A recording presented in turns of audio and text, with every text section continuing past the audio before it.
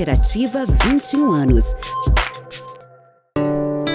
Grupo Felite, levando felicidade para onde for.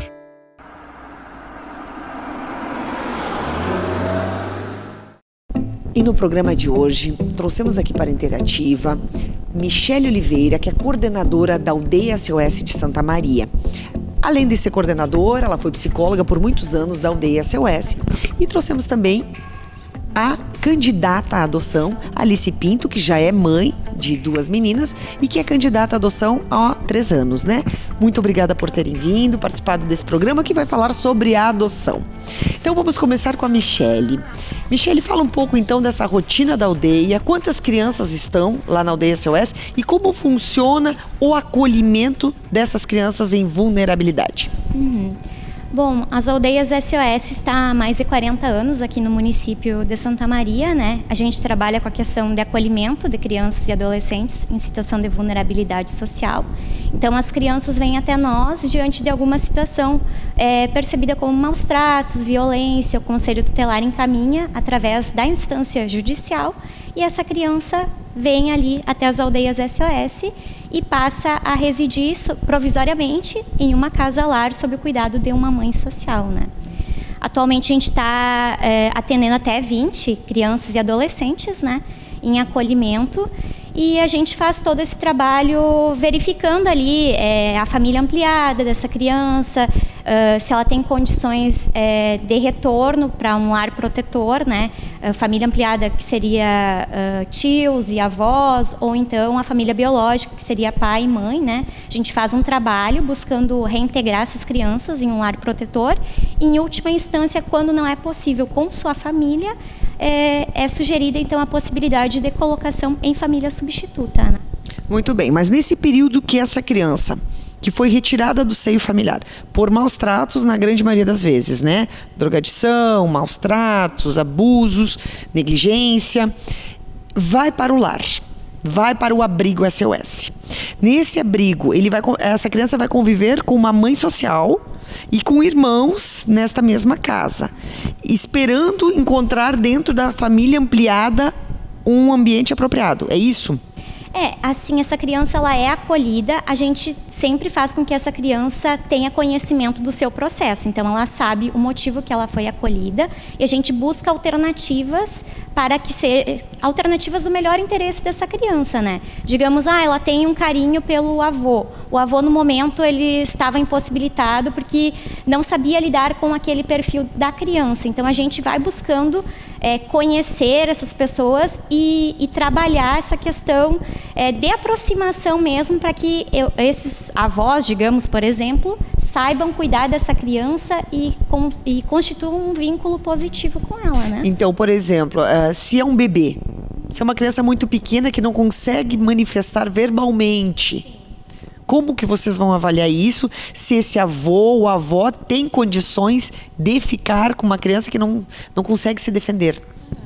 A gente faz visitas domiciliares e verifica aquela situação, se a pessoa é bem estruturada, possui algum vício, se teve filhos, ela conseguiu cuidar daqueles filhos. Então, a gente observa todo o contexto, né, em relação. E esse período todo, quanto tempo leva? Porque até apurar toda a grande família, fazer uma análise criteriosa, uma análise, né, que é uma coisa muito delicada. Quanto tempo se perde neste processo? Depende de cada caso, assim, a gente tenta fazer no menor tempo possível. Quando é acolhido até nós, a gente tem o período de 15 dias para fazer o estudo social. Às vezes não dá nesse tempo, então a gente solicita a prorrogação, né?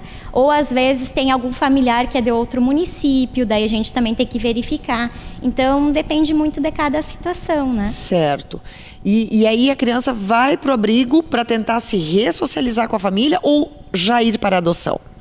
A adoção é a última instância. A gente tem que esgotar as possibilidades antes com os familiares, né? Primeiro a gente procura a família biológica ali, né?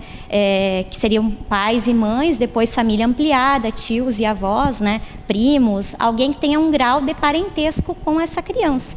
Quando a gente não conseguiu localizar ninguém ou não tenha ninguém que tenha realmente condições suficientes de assumir a responsabilidade daquela criança, aí sim é sugerida a destituição do poder familiar Aí, no caso, colocação em família substituta, né? Tá. E aí vai para o Ministério Público, vai para a Justiça? Como é que fica o caso dessa criança? Quando é acolhida ali na instituição de acolhimento, sempre a gente tem essa relação com o judiciário de comunicar através de relatórios, né? Então, digamos, essa criança tem a possibilidade de retorno com um avô, digamos, né? Então, a gente sempre comunica e vai informando como está sendo esse processo de fortalecimento de vínculos, né? As visitas estão ocorrendo tranquilamente, a vinculação está sendo fortalecida, então a gente vai colocando tudo isso. Aí, quando é família substituta, também é comunicado, e quando vem a família substituta, digamos, um casal habilitado se aproxima, encaminhado pelo judiciário para fortalecer os vínculos, também sempre é comunicado ao judiciário. Tudo que acontece, porque quando a criança chega até nós é um novo processo que se gera, né? Então tudo tem que ser comunicado. E qual é o tempo de permanência dessas crianças? Porque na realidade é de 0 a 18 anos. 0 a 18 anos. E a possibilidade de adoção, agora a gente vai conversar com a Alice, mas a possibilidade de adoção, a maior parte das famílias querem recém-nascidos, não é? Exato. Então a criança que já tem 3 anos, 4 anos, quanto mais tempo levar, mais difícil vai ser ela ser adotada por uma família. Sim, sim. Depende muito de cada situação. Tem crianças que já estão há um tempo maior em acolhimento, assim como tem casos que é muito rápido, né? Tem casos já que aconteceram de 1 mês, 2 meses já, ir para alguma família, voltar para a família de origem, ou então até mesmo teve casos de crianças recém-nascidas que foram acolhidas e já estavam aptas à adoção e só foram colocadas em família. Tá, mas por exemplo, uma criança de 6 anos, 8 anos, ela acaba não sendo adotada e ela vai ficar morando com vocês. Aí ela fica na aldeia. Digamos, sei lá, se é um perfil tardio, digamos 14 anos, é uma criança que estaria apta a ser adotada, né? E, digamos, não tem nenhum casal da fila de espera que tem interesse naquele perfil de 14 anos. Então, ela permanece no acolhimento. E o que a gente vai fazendo com essa criança? A gente vai trabalhando a questão da autonomia dela. Então, inserindo em cursos, já com 14 anos já pode estar se preparando para um jovem aprendiz, incentivando na questão da escola, né? Então a gente vai sempre trabalhando essa questão de autonomia enquanto aguarda, digamos, um casal habilitado, né? Que é bem difícil alguém adotar uma menina de 14 anos ou um menino de 14 anos, já praticamente é um adolescente, já é né? Atualmente hoje, em muitos casos já é considerado quase um adulto, né? 14 anos, né? Bem difícil. Mas Alice, conta pra gente então um pouco da tua história. Tu tem 2 filhas, né? Tu é uma profissional bem-sucedida, professora, doutora, tem consultório particular. O que te motivou a entrar nesta lista de adoção? Eu acho que foi a vivência em família, porque na minha família isso é uma rotina. Vários tios, né, adotaram. Eu tenho primos adotados, sobrinho adotado, tios adotados, já falecidos. Então, na família da minha mãe isso era comum, né? Então, é um sonho de vida, um projeto mesmo, né? Não só uma questão particular, sentimental, emocional, um projeto social, mas algo que sempre fez parte de mim. Inclusive, há poucos dias, uma colega minha de mestrado, eu terminei o mestrado na URGS há mais de 20 anos, em 2001. Então, 21 anos exatamente, porque foi em agosto, eu concluí a pós-graduação, e ela disse: Alice, lá quando nós éramos alunas ainda da pós-graduação, você não tinha nem pensado em casar, nós não tínhamos terminado ainda, você dizia: eu vou adotar. Então não era, né? Eu não tinha projeto de casamento nem de filhos, mas eu já sabia que esse era um sonho da minha vida, talvez pelo contexto familiar, que eu sempre me inseri, né, como sendo uma rotina e um projeto de vida, mais um entre tantos outros que eu tinha, né? E o que aconteceu? Na realidade, tu foi considerada inapta por uma determinação de que o teu critério era caridade. Eu não entendi muito bem. Explica exatamente por que tu foi negada. O que acontece? Eu entrei pela segunda vez agora no processo de adoção em 2016. Então fiz a entrevista com o psicólogo, com o assistente social, e aí foi dado como início desse projeto de adoção em abril de 2017, então há cerca de 4 anos e pouco, né? Então, todo ano eles fazem uma avaliação, na pandemia não houve essa avaliação presencial, né? E aí se criou uma possibilidade agora, né, desse encontro para atualizar os dados cadastrais. Então, a assistente social foi até a minha residência, fez uma entrevista bem minuciosa, de cerca de 1 hora, né, com um levantamento, com um questionário bem organizado, e ela conferiu que eu estaria apta à adoção, né, a partir do laudo que ela fez. Posteriormente, eu recebi uma notificação via WhatsApp, né, solicitando uma avaliação psicológica, atualização dos dados, como deve ser feito, né, o processo, e aí eu me desloquei então até o Fórum de Santa Maria, e aí fiz essa entrevista de cerca de 15, 20 minutos com a psicóloga, e aí, para minha surpresa, 2, 3 semanas após, eu recebi então um e-mail dizendo que eu não estaria apta, né? Claro que eu entrei num processo de adoção há 4 anos sozinha, né? Eu, na época, me separei de um relacionamento após 22 anos, né? 14 anos de casado, mais alguns anos de namoro, onde eu tive as minhas 2 filhas, hoje com 10 e 12 anos de idade, e então eu já estava separada, e há 3 anos atrás eu me casei novamente, né? E então, você entrou no processo antes de casar de novo? Sim, antes, em 2016, né? Então eu me casei, foi em 2019, né? E o meu marido sempre soube dessa minha intenção, nunca se opôs, mas eu quis seguir sozinha esse sonho, sozinha. Ele é o padrasto das minhas filhas, mais presente, né, que o pai biológico, porque reside com a gente, né, convive no dia a dia, então é natural que ele seja bastante presente em todas as atividades, né? Então, da mesma forma com o filho adotivo será, né? Assim, eu espero que se revogue essa decisão, vamos ver, né, o que a justiça vai dizer. Mas, enfim, o que aconteceu é que a psicóloga considerou que a minha atitude, o meu desejo de adotar, principal seria em função da caridade, e ela acha que não é um motivo nobre o suficiente que garanta, né, esse desejo, essa vontade, que sustente, né? Não sei a partir de que dado ela chegou a essa conclusão, porque não foi a conclusão da assistente social, né? E o que isso serviria de empecilho ou dificuldade para você levar um projeto, um sonho adiante, né? Já que ele é bastante antigo, ele não foi gerado a partir do impulso, de um desejo superficial, enfim, né, impulsivo, né, enfim, eu não sei que parâmetros, porque realmente foi uma entrevista muito rápida, não houve perguntas objetivas, vamos dizer assim, uma sistemática que eu imagino que um psicólogo talvez pudesse ter numa análise, né? E também ela entrevistou separadamente o meu marido, que disse, olha, não é um projeto meu, mas eu estou com ela, o que ela decidir a partir daí, eu aceito e abraço, assim como abracei as minhas, né, enteadas, né? E ele realmente é muito presente, muito carinhoso e me ajuda muito, assim, no dia a dia, como uma família, nós somos, né? Mas, de fato, esse é um projeto meu, e a questão seria legal, né? Se um dia nós virmos a nos separar, ele não tem que pagar a pensão, ele não tem que ter responsabilidade sobre as questões legais dessa criança, porque ela vai ser meu filho e ele agiria como padrasto. Eu penso assim dessa forma, né? Isso já está dentro da legislação, que é um casal casado pode ter só uma das partes como responsável legal? Não sei isso, nós não temos essa informação. Não temos, né? Não temos. E se fosse sugerido, de repente, a mudança, olha, tem que ser modificado, ele tem que ser inserido. É importante que ele insira como também pretendente.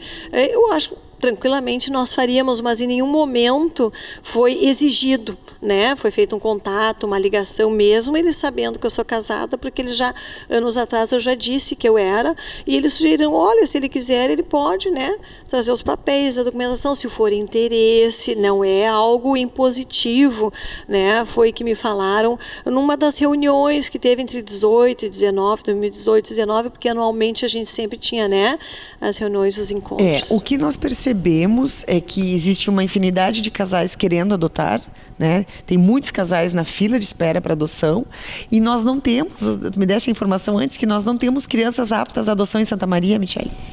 Foi uma notícia que saiu no Diário de Santa Maria, né? Faz em torno de umas 3 semanas, mais ou menos, que saiu essa notícia que não tinha mais no cadastro crianças aptas à adoção. Eu não sei como está essa situação hoje, mas nas aldeias SOS hoje não há crianças aptas para adoção. Por quê? Porque a maior parte dos casos nossos é possibilidade de reintegração, né, com família de origem ou família ampliada, que está sendo trabalhado nesse sentido. E tem casos de recém-acolhidos que estão ainda em processo de avaliação. Então, nesse momento, é esse o quadro, né? Pois é, tem 22 crianças e adolescentes hoje no lar e nenhum deles está apto para adoção. Eles estão ali em fase transitória. Isso, exatamente. Olha que interessante, eu fico imaginando como fica a cabeça dessa criança, né? Quanto mais velha, mais entendimento da situação. E o tempo vai passando, daqui a pouco tem alguns casos de crianças que estão há 2 anos ali, né? Sim. E eu fico pensando, Alice, como fica a cabeça dessa criança que fica 2 anos num lar provisório, de repente deixando de ter um lar, um acolhimento, uma construção de uma história, voltando para casa ou para a família ampliada, daqui a pouco volta de novo, porque a família que tem uma desestrutura familiar, seja por drogadição, prostituição, violência, consumo de álcool, qualquer outro problema grave, nem sempre consegue ser resolvido rapidamente, né?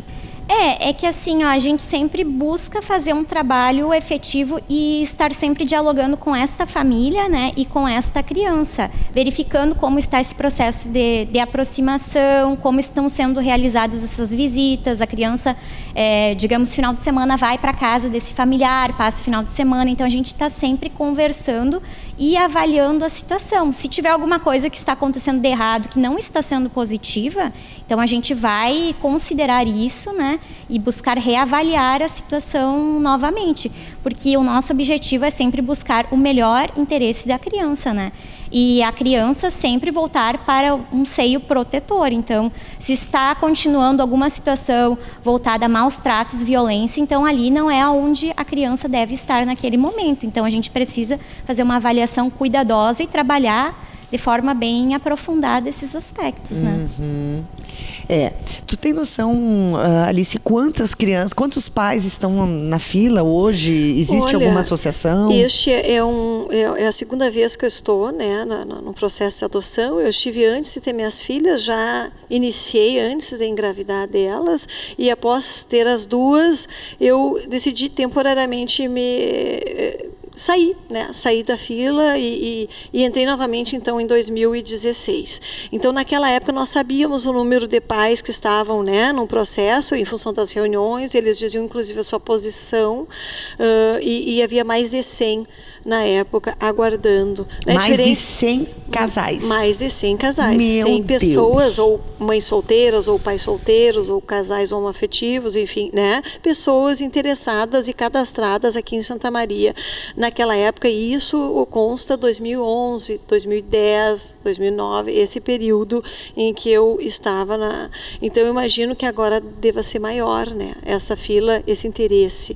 E aí, o que se questiona é exatamente, muitas vezes, essa falta de aprofundamento de critérios objetivos, claros, né, em relação às famílias pretendentes, né, se aprofundar mais no psicológico, com critérios bem objetivos, técnicos, científicos, a partir dessa avaliação, porque nós sabemos o quão difícil, e quando a gente conversa com pessoas que convivem nesses ambientes mais vulneráveis, né, em regiões de violência mesmo, se percebe o comentário justamente assim, puxa, as crianças ficam pela rua, né, as mães, né, se prostituindo muitas vezes, ou em estado de drogadição muito evidente e de violência, e se percebe, né, as crianças abandonadas e sofrendo uma série de abusos de pessoas, muitas vezes da própria família, porque estão em desequilíbrio. Isso pode ser uma situação transitória, mas isso é muito comum. É o que eu mais ouço de relato no meu consultório, né, de funcionários e também de pessoas que convivem comigo no dia a dia. de pais responsáveis que moram nessas regiões. Então é um problema social, não só do Brasil, imagino que em vários países, né? Então, se existem famílias que são dispostas, nem que seja um lar temporário, né, de acolhimento ou no interesse da adoção, este processo poderia ser mais otimizado por amor. Esse é o sentimento maior, né? Seja a intenção caridade, intenção social, intenção de ter o sonho realizado, de ter um filho. O importante é aprofundar o psique dessas famílias, dessas pessoas que querem adotar, seja uma mãe solteira, um pai solteiro, um casal hétero ou homoafetivo, né? Mas se aprofundar com dados concretos, não subjetivos, pois é, né? porque eu não consegui entender que a caridade poderia ser um empecilho para a adoção.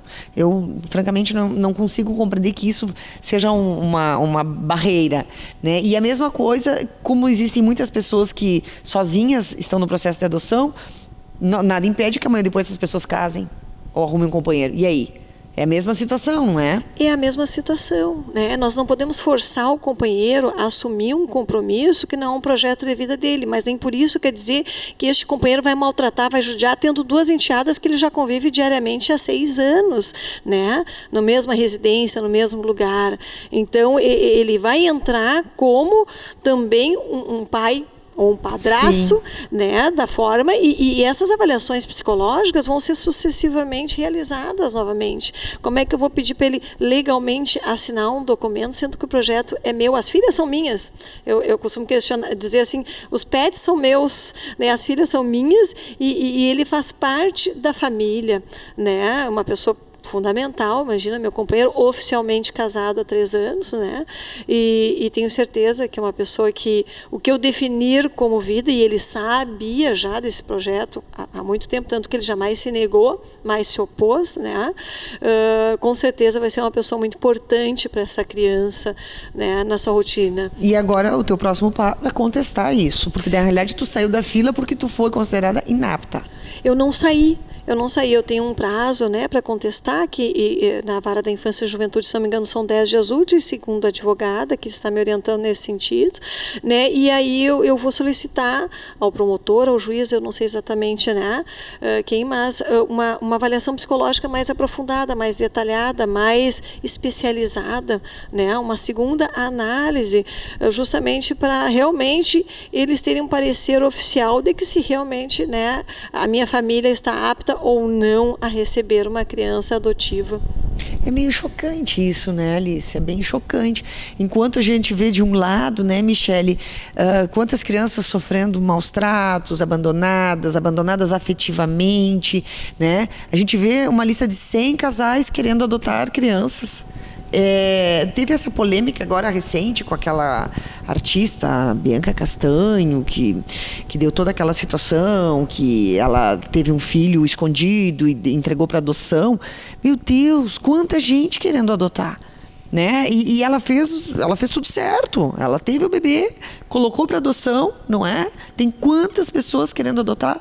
E aí foi massacrada, deu toda aquela função na mídia que ficou explorando, mas, no entanto, ela fez certo. Ela teve o bebê, ela colocou para adoção, que eu acho que no próprio hospital eles já fazem isso, não é? Já fazem. E eu tenho certeza que no próprio hospital deve ter uma série de pessoas já que vai encaminhar, deve ter uma assistente social.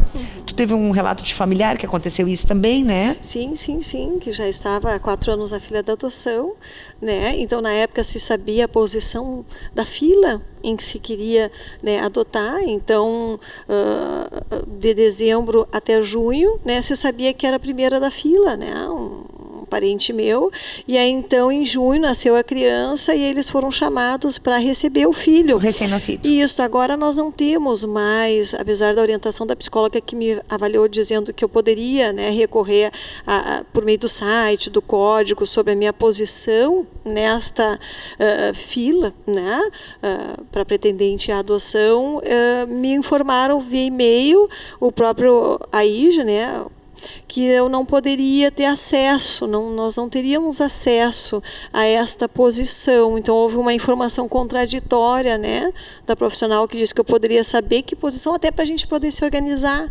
né, mas enfim, foi negada.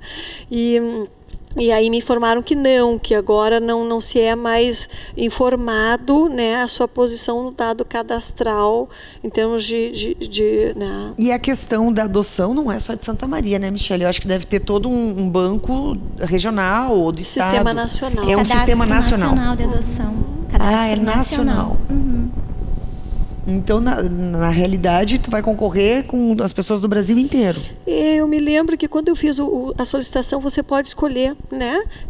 Entre Rio Grande do Sul, Santa Catarina, todo o Brasil, porque você tem que, se você, por exemplo, selecionar todo o país, você tem que ficar por um período naquela cidade onde a criança está adaptando, pode ser um mês, pode ser semanas, pode ser meses, né? Conforme a orientação, né, de toda a equipe que trabalha neste setor da região para verificar a questão justamente da adaptação da criança, do acolhimento do seu perfil psicológico como pretendente, né? Então você tem como escolher, eu quero a região de Santa Maria, eu quero o estado do Rio Grande do Sul, Santa Catarina, eu quero todo o Brasil, também existe a possibilidade de uma adoção internacional. Sim, também, teve ali o Bruno Gagliasso, acho que eles adotaram fora do país, né? Adotaram 2 pessoas fora.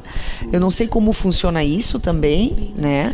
Mas a questão que eu pergunto, essas crianças, elas são acompanhadas no período de adoção? Como é que funciona isso? Sim, no caso, digamos, o judiciário encaminha o casal habilitado para aproximação com uma criança destituída do poder familiar, né?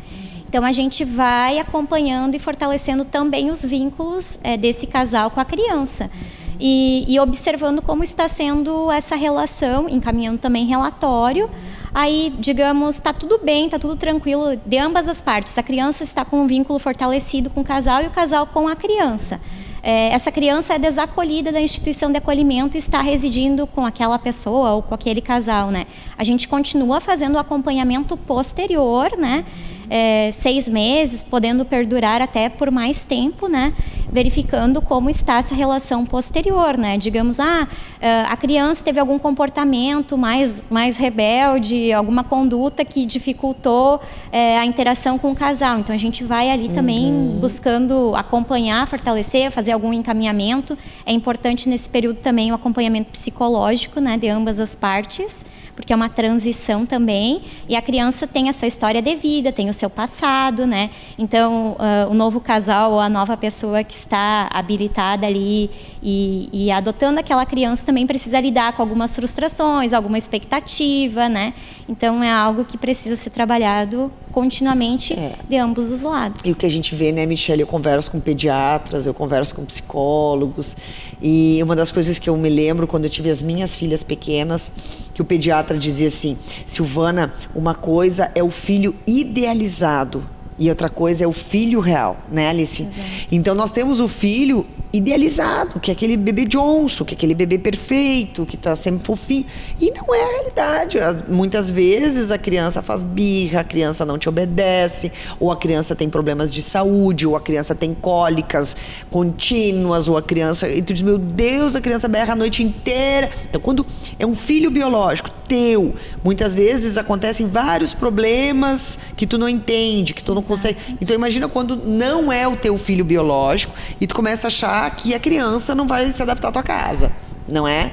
Existiu já casos de devolução de crianças? Já existiu, sim. Porque o que acontece, a criança, quando ela é adotada, ela já vem de um contexto, de certa forma, de rejeição. Sim. Então, o que acontece? Ela vai testar muito aquele casal para ver até que ponto aquele casal realmente quer ela. Só esperando ver a hora que vão me mandar embora. Exato. Então, assim, o casal precisa ter muita paciência, o casal ou a pessoa, né, em si que está adotando, muito jeito, saber trabalhar, saber entender que muitas vezes não vão atender a expectativa daquela criança, vão se frustrar muitas vezes. É um processo, assim, bem gradativo, e tem muita gente que nesse processo acaba desistindo.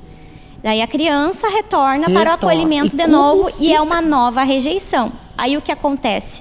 Quando ocorre isso, a gente tem que repreparar essa criança para outra família substituta de novo. Então é algo que a gente sempre conversa com os casais e coloca que isso é normal, é um período de teste, a criança vai testar até fazendo coisa errada, vai assim tentar esgotar os limites ali do casal, principalmente se for pequenininha ou até mesmo adolescente, né? É um teste normal que ela faz devido a essas vivências de rejeição. Por isso que os pais, a grande maioria quer recém-nascido, né, Michele? Exato. Quer recém-nascido até 1 ano, 2 anos, porque tem pouquíssimas memórias, ou quase nenhuma, por mais que a gente saiba, né, de crianças com maus tratos. Tu me relatou antes de uma criança de 6 meses que veio queimada pro abrigo. Sim. É chocante, uma criança de 6 meses, 8 meses, vir queimada pro abrigo porque os pais queimavam a criança por pura maldade. Por desequilíbrio, por doença, né? Por dependência química, né? Então a gente sabe que eles estão fora de si, por isso que ocorre essa destituição, né, familiar, para a sobrevivência e segurança da própria criança, porque os pais não estão em condição, né, de acolher e conduzi-la moralmente, espiritualmente, intelectualmente, né? Enquanto existem tantas outras famílias ou pessoas individuais, né, com capacidade e condição de dar uma possibilidade de uma vida melhor, né, emocionalmente, intelectualmente, mais equilibrada. E eu imagino que a maioria dessas pessoas, se não todas, como seria eu para julgar, né, emocionalmente, que estão nessa fila da adoção, eles têm um objetivo mais nobre, seja de realizar um sonho, mas também de proporcionar isso como forma até de agradecer a Deus, a vida, todas as bênçãos que recebeu e transformar, quem sabe, a vida do próximo, de alguém, né, para melhor também, porque sabe que tem condição, né? Então é algo que vai além do racional. É isso que às vezes as pessoas, né, falam. Por exemplo, algumas chegaram para mim assim, dizem, ai, mas que bom, né, que não aceitaram, né, que te negaram, porque daí tu tem mais tempo para teu marido, para tuas filhas, para os teus pets, para as tuas viagens, para as coisas. Não, mas eu vou ter, isso não vai mudar, tendo. Eu vou continuar tendo. Isso não é um problema para mim, graças a Deus, né, mas é algo que vai além da razão, né. Você tem um amor maior pela vida, e como eu faço um projeto social todos os sábados, meu Deus, há mais de 20 anos, eu convivo com crianças em vulnerabilidade, né, todos os sábados à tarde. Eu sei de algumas necessidades que elas têm, né, e as minhas filhas também participam desse projeto. Então é muito bonito você se inserir nessas comunidades, né, e perceber que você faz a diferença só dando uma aulinha, transmitindo uma informação, uma força, servindo de exemplo, fazendo uma palestrinha, né, preparando um lanche. Então a equipe que eu trabalho é muito bonita, assim, nesse sentido. Então você começa a ver a vida de forma diferente e você percebe que só a tua presença ali, tendo a salinha cheia de crianças, né, para participar contigo, para ouvir um pouquinho que você tem para falar, já transforma vidas, porque talvez eles não tenham isso em casa, em função de justamente alguns conviverem só com os avós, só com os vizinhos, só com os tios, só com, né? Então isso é muito bonito, assim, né? E essa semana eu estava lendo um artigo do Piangers, que tem abordagem muito sobre os pais, e ele escreveu assim: não tenha filhos. Eu achei muito interessante que ele disse: não tenha filhos se tu não tem tempo, se tu trabalha demais, se tu tem que trabalhar muito para dar as coisas materiais, porque teu filho requer tempo, não é dinheiro só, requer tempo, atenção, né, diálogo, conversa, repetição. Isso é um ato de amor, né? Isso é um ato de amor, e às vezes as pessoas não têm tempo para isso. Não tem tempo para isso. Isso eu vejo que é um problema social que enfrentamos, que o tempo hoje está escasso e a criança vai crescendo pela tangente, né? Vai crescendo. Só que é muito complexo, né, Michele? Dizer, olha, vamos destituir da família, é muito complexo. Eu entendo o trabalho da justiça, eu entendo o trabalho de vocês, psicólogos, assistentes sociais, porque é uma análise muito subjetiva, complexa, né? Mas pegando a fala da Alice aqui, o amor, ele é uma coisa que quando a pessoa tem, ela multiplica, ela consegue abraçar, ela consegue revitalizar, ela consegue transformar. Tanto é que nós temos muitos casos de famílias bem pobres, mas existe amor. E cuidado. existia amor. Então, se tinha aquele pãozinho para dividir, dividia, mas tinha amor, né? Enquanto que muitas vezes em grandes famílias abastadas tinha tudo e não tinha amor, não adiantava nada, né, Alice? Então, a gente vê que está faltando amor, está faltando muito amor. Esse é o grande ponto que eu vejo hoje e fico impressionada de eles considerarem que o objetivo de fazer caridade, amor, não é o suficiente. O que seria suficiente? É uma boa pergunta, eu não sei te responder. O que se espera, né, de uma pessoa que quer adotar. Então, gente, eu acho muito importante, eu não sei se tem alguma consideração sobre a aldeia. Hoje são 22 que estão ali, estão todos em avaliação, nenhum apto para adoção.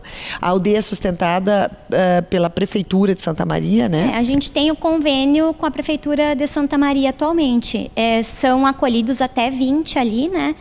E não é todos que estão em avaliação. Alguns, os recém-acolhidos, né, que estão em avaliação, porque ali o que acontece é muita gente é acolhida e ao mesmo tempo é desacolhida. Digamos, é reintegrada, volta para sua família, abre nova vaga, logo em seguida surge um novo acolhimento. Então, são perfis que rotam bastante, né? Assim como entra gente, sai gente, né? Então, é um local provisório, né? Mas é um trabalho bem grandioso também, né, Michele? Porque em cada casa moram 10 pessoas. Isso. De várias faixas etárias e que precisam conviver como uma família. Daqui a pouco eu pego uma criança de 2 anos, uma de 8, uma de 10, daqui a pouco um adolescente. Sim. E aí todo aquele dilema familiar do adolescente, da criança, vai ser vivido ali como um lar mesmo. Exato. E é trabalhado as especificidades, a faixa etária. A gente trabalha, então, cada situação que originou o acolhimento, a gente busca trabalhar com essa criança, porque o acolhimento acaba sendo um local de ajuda, de apoio, tanto para essa criança quanto para essa família, né? E vocês têm trabalho voluntário lá também? As pessoas podem ajudar vocês? Vocês precisam de algum tipo de ajuda? Sim, com certeza. A gente conta com um apoio da comunidade também, né? De doações. Então, para nós, tudo. E de que forma? De que forma a comunidade pode ajudar? Os interessados podem entrar em contato conosco, tem gente que vai lá, tem gente que liga, então, e apresenta que tem interesse em ajudar, né? Seja através de um voluntariado, ou seja através de alguma doação específica, né? Então, e atividades, por exemplo, trabalho com as crianças e os adolescentes. Sim. Também é possível fazer. Também é possível. A gente tem projetos com eles também. A gente tem projeto de atendimento psicológico. A gente tem atividades que a gente encaixa na comunidade. Tem reforço escolar. Tem projeto Esperançando ali, que também faz um trabalho com os adolescentes, mais voltado a essa questão de profissionalização e mercado de trabalho, né? Então, a gente conta com bastante parceiros também nesse sentido. Isso é importante, né, Michele? Exato. Porque depois dos 10 anos, a gente já sabe que vai ser muito difícil adotar. Sim. Ninguém vai querer adotar com 10 anos, né? Então, realmente tem que encaminhar esse adolescente para uma autonomia, né? Para ter um desenvolvimento pessoal e que possa ter uma carreira, ter uma profissão, né? Exatamente. Muito bem. Muito obrigada, Alice, por vir compartilhar a tua experiência. Esse teu relato talvez vai servir de alerta, né? Experiência de dor. Uma experiência de dor, mas que com certeza tu vai recorrer, e eu espero que dê tudo certo, né? E que seja positivo e que tu continue com o teu trabalho de caridade, porque eu acho que o amor, ele não vai parar, né? Esse teu sonho não vai terminar aqui, né? Muito obrigada por compartilhar essa tua experiência. Muito obrigada por estar aqui também, Michele.